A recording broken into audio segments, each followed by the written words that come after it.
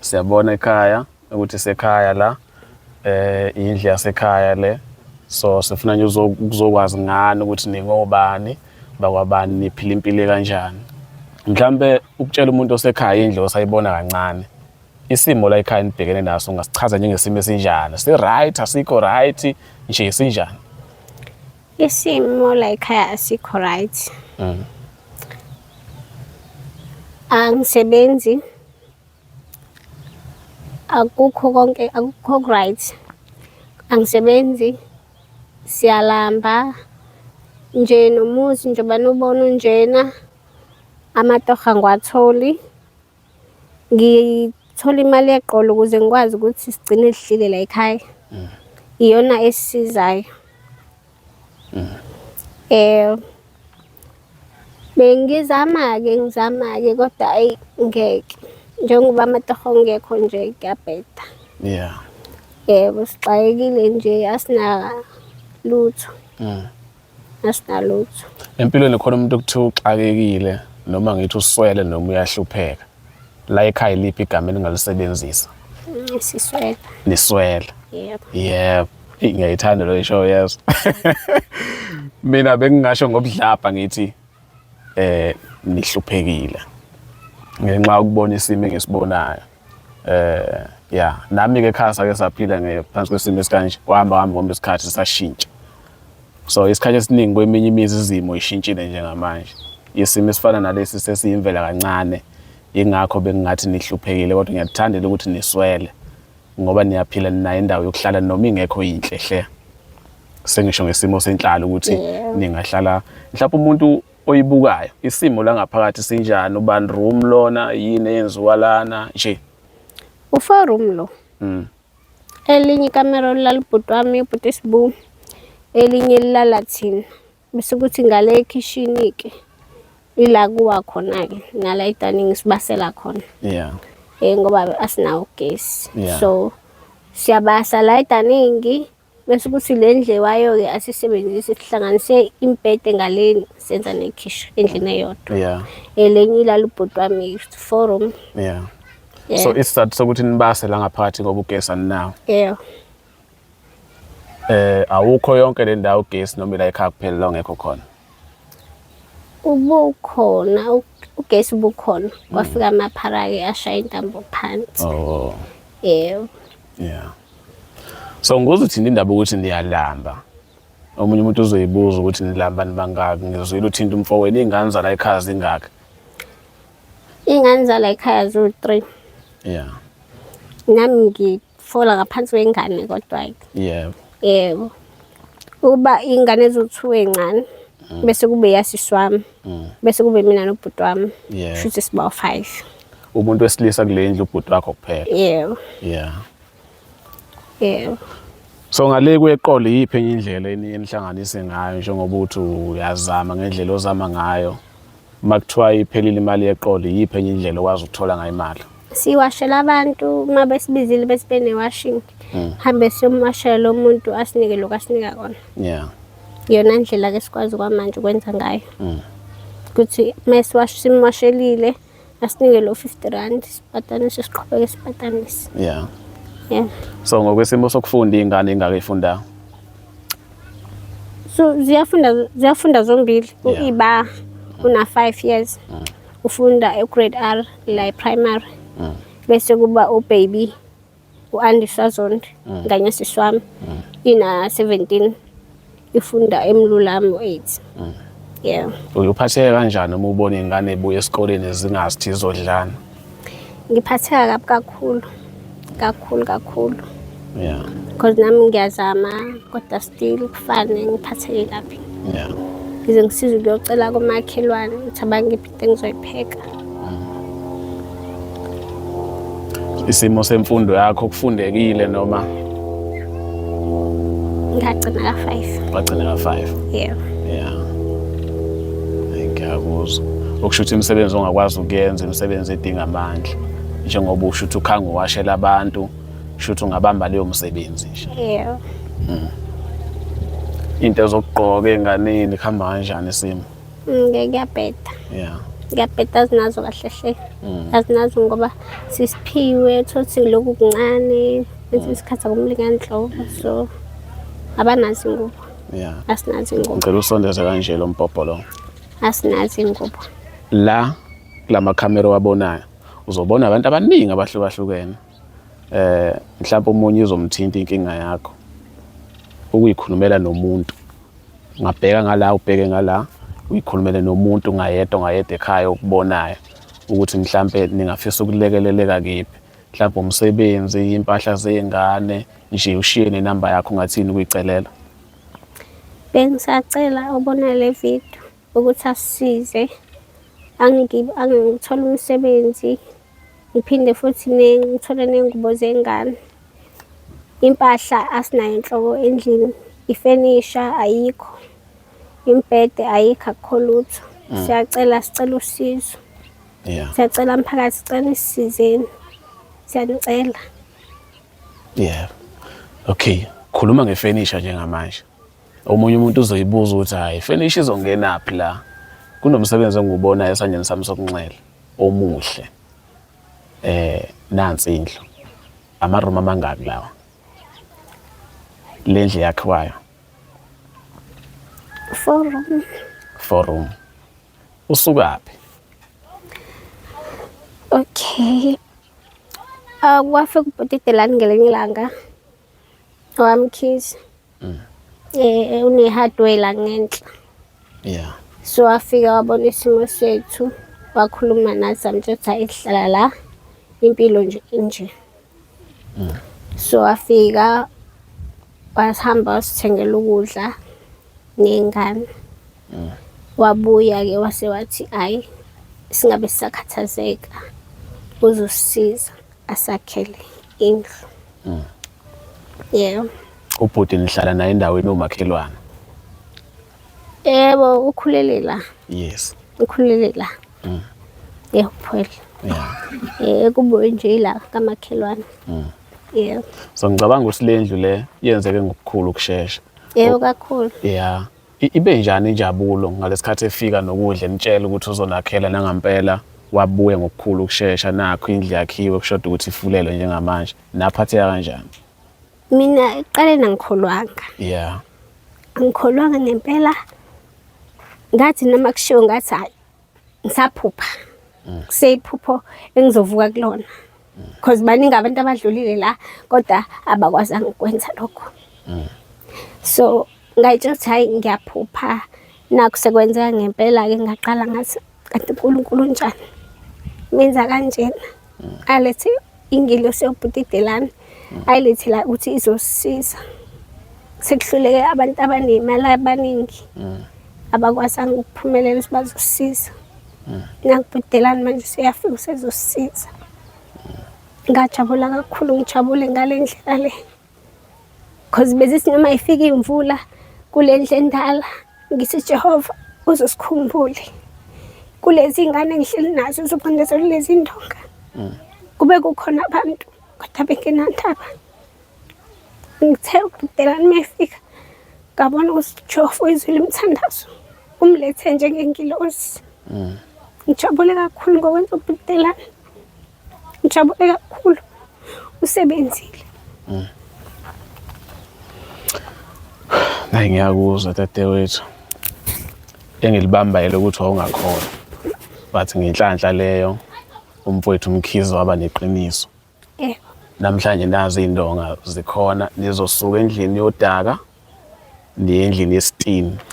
4 room. Yebo. Okushuthi namhlanje wena ungakhuluma ukuthi noma ubani umuntu olahlekelwe ithemba empilweni azi ukuthi uNkulunkulu ukhona ngoba ekugcineni nakho niphendulekile. Yebo noma ubani imthandazo uNkulunkulu uyayiphendula. Usebenzisa umuntu angene kumuntu amsebenzisa ayosiza la kumele asize khona. uJehova mkhulu nize ningamkhohlwa. Namhlanje umthandazo yami iphendulekile. uNkulunkulu ngikhumbulile ukuthi nginengane ezokundezelwa udonga. Wabiza ubhutidelani ukuthi azongisiza. Ngiyabonga kakhulu. Yeah. Okay. Ngikuhlalise ngamasibomu la. Ngiyayibona indlu. yabo ngikuhlalise ngamasbomu. So ngithanda leli phuzo luvezile lokuthi nifisa ukuthola ifurniture. Ngathi la iseHopewell elindelana. Yeah. Ngathi baningi abantu la abanawo amandla ukuthi bangasiza. Ngicabanga ukuthi umfowethu umsebenzi akawenza umkhulu kakhulu. Kakhulu. Engicabanga ukuthi ngeke uhlale emahlombe akhe wonke. La niphila nabantu abaningi abahlukahlukene. Khona umuntu onawo umbhede, unekhabethe, unefridge. Yeah. Kulenje njengoba ningasebenzi neyidinga ifridge newadinga amakhabethe nekudinga konke okufanele indlela njengale. Yebo njalo. Ngezwi lakho ukuyikhulumela nabantu bala endaweni sePietermaritzburg la eHopewell elindelana. Uyicelele kubantu khona abantu abanamandla empilweni. Uyicelele nje kubona ukuthi onganilekelela ngefurniture isizophela indlu. Noma ubani ngisho ngathi uyisitolo thizeni esikhulu esingakwazi ukuthi sinixhasa ukubuyisela emphakathini usuku ungone lutho. Cela uyikhulumele nabantu baniphe nje ifurniture. Siyacela mphakathi nisiphe ifurniture. Loko onakho siyacela usiphe. Sixakekile siyanicela bandla. Ifurniture loko ongakwazi ukuthi ube namandla akho siyacela. Mhlawumbe inamba umuntu angakuthinta kuyona ithina 064 32 0648 559. yeah cela iphinde futhi 0648 559. yeah ukubingelela abantu emakhaya ubatshela ukuthi umfowethu ubani okwabani kuphi nendawo sekuphuma ngawe. Okay. Ake ngibingelele emphakathi. Igama uDelane wakamkhize eMaritzburg endaweni yaseHopewell eNsuka. Yep. Isigodi ilindelana. Yep. Ngizalelwe kule ndawo ngakholela kuyona. Mfowethu ngifuna singene kuyo shiqe. Udadewethu uveza ukuthi baswele. Futhi sokuyisikhathi eside beswele. Waveza ukuthi wake wafika la ekhaya ubalethe lokudla. Ngifuna siqale ekuqaleni. Ifika kanjani le ukuthi uzoletha ukudla la ekhaya? Iqala nini ukukuthinta ukuthi cha yazi sikhona isidingo sokuthi ngihambe ngiyovela kulowa mndeni? Into ekhona Zwide ngizothi nje ngizoqala ngithi njengoba kuJuly njengomuntu okholwayo. Yep. Ngokwenkolo kuthiwa uJuly inyanga yesivuno.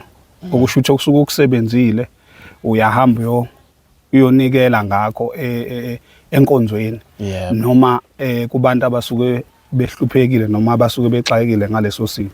So ngathini angisahlali la ngasekhaya.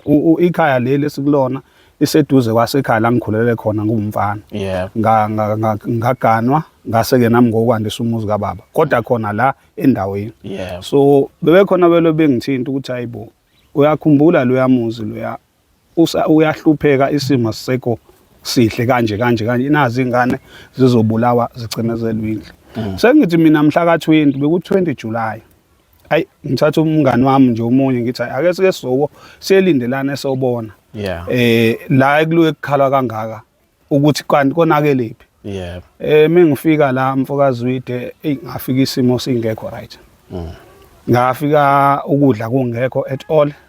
Ngafika nje ingane zilambile kumhla 20 zilinde iqolo elizofika ngenyanga ezayo. Mfowethu ngase ngithi no angikwazi kwakufanele ukuthi ngisuke ngihambe ngokwenza igrocery yasekhaya ngoba ingane zayizovula ngolesithathu olosibili kulelo sonto. Yeah. Ngase ngithi no ake ngihambe ngocela ngimama lapha endlini inkosikazi ngoba thina sinalo ithemba lokuthi namhlanje noma singanganakho ukudla kodwa kusasa sizokuthola. Yeah. Kangakanani laba abangenalutho straight ngicela ukuthatha lamasente kade ekhona le ndlini ekade sizothenga igrocery la ekhaya sothengela lezangane. Mengifika mfowethu ngabuya zajabula ingane ngase ngithi ngizozama ukubona yini engizozenzela khona. Kwakuyisonto ngomsombuluko ngabuya ngathi bantu abami umsebenzi uyaqala. Siqaleke ukwenza lo msebenzi walo endlu bekumhla ka24. Yeah. Bekungekho ngisho umgaqo ongenayo la ukuletha imaterial lisala lapha phezulu kumele ngithole abantu abazolekelela ukuyifaka ngaphakathi. Yamfowethu udabala la ekhaya lungithinte kakhulu. Okungithinte kakhulu ukuthi kuyabaswa la. Kubaswa noma yini. iy'ngane zethu zilele kubasika umlilo. Uma kwenzeka baseka into eyikhemikhali zizothola lo moya ongcolile kuvuke ekuseni kuleli ugaca. Indlu iyabagcinezela iyawa. Kunengane ene-asthma la ekhaya ethilele umlilo ubusha ngala ekuseni fanele ivuke esikoleni. So udaba la ekhaya mfowethu angilwaze manje, ngilwaze nami ngisafunda isikole. Umndeni nje obungekho right. Yeah. Yeah. Ukushuthi ngalesikhathi ulethe ukudla ila wathola khona ithuba lokungena ngaphakathi wasibona isimo. Wathi uma usibona wasothi kufuneka indlu la ekhaya nangampela wabuya walenza iqiniso. Njengoba indlu siyibona. Ungixolele nje bhuti, ngifike ngingaphethe kudla mina la. Ngifike ngizobuka nami njengoba mhlawumbe usiseshe ukuthi baningi abebefika nami bengithi ngizobona ngoba bengingenawo amandla. Uyabo uma ngifika isimo ngase ngithatha imoto same time ngathi ngiqala endlini ngocela ngimama ukuthi ngicela ukuthatha le mali yakwakho le kade sizothenga okwezakhe izingane ukudla sihambe same time sothengela lo mndeni sahamba same time sabuya futhi ngosuku sakwazi ukuthi ke sesithi ngeke sesisoke sizama ukusebenza le ndaba yendlu ngoba sekodwa kanjani asikwazi ukwakha indlu abantu endlini belambile sase sithi asibashiye benokudla ngakusasa sabuya sasathi hayi umsebenzi uyaqala. Udadewethu kwaveza ukuthi khona ibhizinisi onalo olenzayo. Ngicabanga ukuthi abantu endaweni futhi abakusebenzisa kakhulu nabo emphakathini ukuthi umuntu okwazi ukubuyisela emphakathini bamxhasa. Ngifisa kuphume ngawe because omunye umuntu uzoyibuza ukuthi hayibo le ndoda amandla wathatha apha amandla angaka. Umuntu nawe ehlanganiselayo empilweni. Akekho umlungu esingathi uvuke kuyena. Kunjalo mfethu. Kunjalo nje. Yeah. Ngisebenza mfethu ngokwe hardware. Yeah. Ibhizinisi esilenzayo inebambane building supply sidila ngayo yonke imaterial kwakhe. Ngibuye futhi ngizidayisele imoto. Yeah. Iwona umsebenzi nje esiphila ngawo mfethu. Yeah. Asingawuvalile. Mhlawumbe kunomuntu akazi ukuthi khona ihardware. Yeah. Kodwa ke njengoba sukushilo mhlawumbe uzofikela uthando lokuthi azoxhasa. Mhlawumbe ama direction bengawazi inamba ngakuvumela mfowethu ibizo ukuthi bangakuthinta kiphi inamba mhlawumbe emayelana nomsebenzi hardware so ifaka nendaba yemoto ukuthi umuntu ofuna ukubona imoto umsendele ithombe mhlawumbe ku WhatsApp nje. Yazi wide ibhizinisi mfowethu uma ungena ku Google uyathapha nje lapho uthi nibambane building suppliers. Yep. Izokuvezela i-direction ikuvezela inamba yebhizinisi. Inamba u0733 105604. Yep. Yase hardware direction leyo. Mase ukuthi imoto siyatholakala mfethu ku page la ku TikTok uDMK Cars.